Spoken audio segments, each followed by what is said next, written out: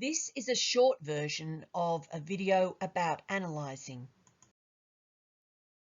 So what is analysing? When we analyse a writer's craft, we look closely at the choices that the author has made. We ask the questions, how does the writer make this interesting for us? How does the writer hook us in? And what is the illustrator's style? And how does the illustrator hook us in? So that's what we do when we analyse. We look really, really carefully at the writer and illustrator's techniques. So the first thing we do when we analyse is we decide whether a text is fiction or non-fiction, and we decide whether it belongs to a genre. We also decide which format the author has chosen to use. And if it's a non-fiction text, we're looking to see whether there is a text structure, which is shown to us by signal words.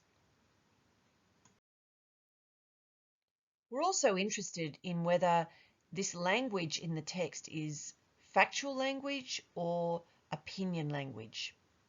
And we're very interested with non-fiction texts in noticing whether the author is an expert.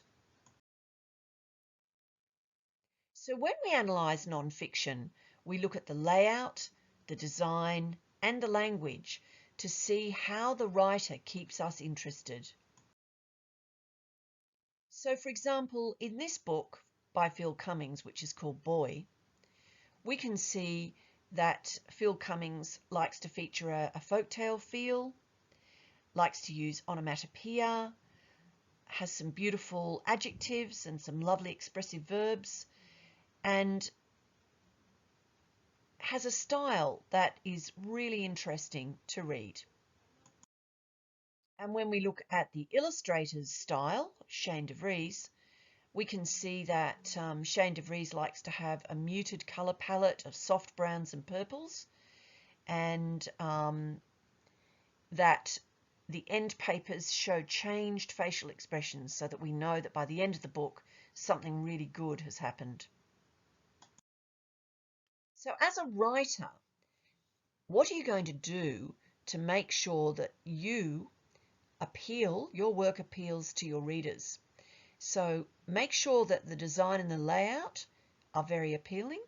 Make sure that your illustrations have a distinctive style.